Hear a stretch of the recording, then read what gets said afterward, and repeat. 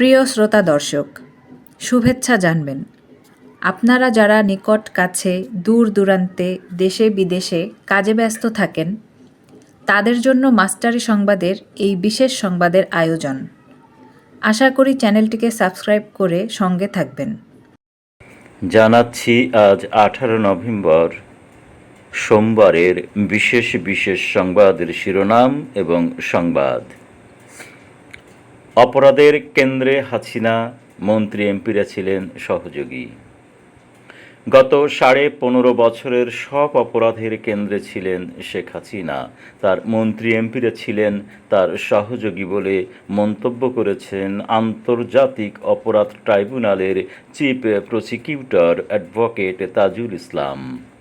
সোমবার 18 নভেম্বর আন্তর্জাতিক অপরাধ ট্রাইব্যুনালে জুলাই আগস্টের গণহত্যা ও মানবতাবিরোধী অপরাধে জড়িত থাকার অভিযোগে গ্রেপ্তার সাবেক 9 মন্ত্রীসহ 13 জনকে হাজিরের পর শুনানিতে এসব কথা বলেন ট্রাইব্যুনালের chief prosecutor advocate Tajul Islam. তিনি বলেন, ক্ষমতায় এসে পিলখানা হত্যাকাণ্ড দিয়ে শুরু হয় শেখ হাসিনার মানবতাবিরোধী অপরাধ। ব্ল্যাক আউট করে শাপলা চত্বরে হেফাজতের উপর গণহত্যাসহ আওয়ামী লীগের শাসনামলে সব মানবতাবিরোধী অপরাধের কেন্দ্রবিন্দুতে ছিলেন শেখ হাসিনা, আর এই 13 আসামি ছিলেন তার সহযোগী।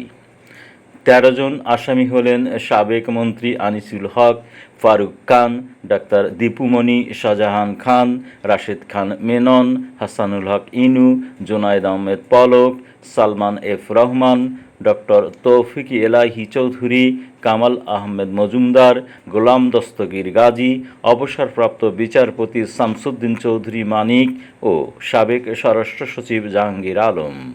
এদিকে অসুস্থ থাকায় ডক্টর আব্দুর রাজ্জাককে আনা হয়নি বলে জানা গেছে। শ্রমিকদের দেয়া আগুনে পুড়ছে পোশাক কারখানা। গাজীপুর বেক্সিমকো ইন্ডাস্ট্রিয়াল পার্কের আন্দোলনরত শ্রমিক ছাড়াও পাশের পানিশাইল এলাকার ডোরিন ফ্যাশনের শ্রমিকরা আন্দোলনে নেমেছেন। অনির্দিষ্টকালের জন্য ওই কারখানা বন্ধ ঘোষণা করায় শ্রমিকরা বিক্ষোভ শুরু করেন। উত্তেজিত শ্রমিকরা জিরানি বাজারের পাশের অ্যামাজন নিটওয়্যার কারখানায় অগ্নিসংযোগ করেন। সোমবার দুপুরের দিকে জিরানি এলাকার অ্যামাজন নিটওয়্যার কারখানায় এ ঘটনা ঘটে। পুলিশ ও স্থানীয়রা জানায়, গত দুদিনের মতো সোমবারও বেক্সিমকো শ্রমিকরা সকাল থেকে চক্রবর্তী এলাকায় সড়ক অবরোধ করে বিক্ষোভ করতে থাকেন। ওই কারখানার কারণে আশেপাশের অন্তত 20টি কারখানায় ছুটি ঘোষণা করা হয়। অন্তর্বর্তী সরকার যত বেশি দিন থাকবে তত সমস্যা বাড়বে, ফখরুল। নির্বাচন দিলেই অর্ধেক সমস্যার সমাধান হয়ে যায় বলে মন্তব্য করেছেন বিএনপির মহাসচিব মির্জা ফখরুল ইসলাম আলমগীর। তিনি বলেছেন, দ্রুত নির্বাচন জাতির জন্য জরুরি, কারণ এ ধরনের সরকার যত বেশি দিন ক্ষমতায় থাকবে তত বেশি সমস্যা তৈরি হবে। সোমবার দুপুরে জাতীয় প্রেস ক্লাব অডিটোরিয়ামে মাওলানা আব্দুল হামিদ খান ভাসানীর 48তম মৃত্যুবার্ষিকী উপলক্ষে আয়োজিত আলোচনা সভায় প্রধান অতিথির বক্তব্যে তিনি একথা বলেন। তিতুমীর কলেজকে বিশ্ববিদ্যালয় করার দাবিতে রেলপথ সড়ক অবরোধ। সরকারি তিতুমীর কলেজকে বিশ্ববিদ্যালয় করার দাবিতে মহাখালী রেললাইন ও সড়ক অবরোধ করেছেন শিক্ষার্থীরা। আজ সোমবার সকাল 11টার দিকে কলেজের কয়েকশো শিক্ষার্থী সড়কে নেমে বিক্ষোভ শুরু করেন। সরেজমিনে দেখা যায়, সরকারি তিতুমীর কলেজকে বিশ্ববিদ্যালয় করার দাবিতে মহাখালী ওভারব্রিজের নিচে রেললাইনে অবস্থান নিয়েছেন কলেজটির শতাধিক শিক্ষার্থী। এতে করে ওই সড়কে যান চলাচল বন্ধ হয়ে যায়। এ সময় কলেজকে বিশ্ববিদ্যালয় করার দাবিতে স্লোগান দেন শিক্ষার্থীরা। নিজের সম্পর্কে যা বললেন সার্জিস আলম। নিজের সম্পর্কে কিছু সতর্কতা জানিয়েছেন বৈষম্যবিরোধী ছাত্র আন্দোলনের অন্যতম সমন্বয়ক এবং জুলাই স্মৃতি ফাউন্ডেশনের সাধারণ সম্পাদক সার্জিস আলম। প্রতারক, ভণ্ড ও সুবিধাবাজদের থেকে দেশবাসীকে সাবধান থাকার আহ্বান জানিয়েছেন তিনি। সোমবার নিজের ভেরিফাইড ফেসবুক পেজে এসব তথ্য জানিয়েছেন সার্জিস। তিনি তার ফেসবুক পোস্টে বলেন, আমার সম্পর্কে গুরুত্বপূর্ণ কিছু সতর্কতা। আমার সাথে কারো ছবি আছে মানেই সে আমার পরিচিত বা কাছের কেউ এমন নয়। কেউ যদি আমার সাথে তার ছবি বা সংশ্লিষ্ট কিছু দেখিয়ে কোনো সুপারিশ করে, তবে সে বিষয়টিকে পাত্তা দেওয়ার প্রয়োজন নেই। ব্যক্তিগতভাবে সুপারিশ আমি পছন্দ করি না। যোগ্য মানুষগুলো তাদের যোগ্যতার ভিত্তিতে উপযুক্ত জায়গায় যাবে, এমন স্বপ্নই আমি সবসময় দেখি এবং এটাই অভ্যুত্থানের স্পিরিটের সাথে প্রাসঙ্গিক। কোথাও কোনো যৌক্তিক ও প্রয়োজনীয় বিষয়ে কথা বলার প্রয়োজন হলে আমি নিজে দায়িত্ব নিয়ে কথা বলি। অন্য কাউকে দিয়ে কথা বলানো বা সুপারিশ পাঠানো এসব কাজ আমার ব্যক্তিত্বের সাথে যায় না। কেউ যদি আমার নাম ভাঙিয়ে কিছু বলে বা করার চেষ্টা করে, তাহলে বলবেন সরাসরি আমার সাথে কথা বলিয়ে দিতে।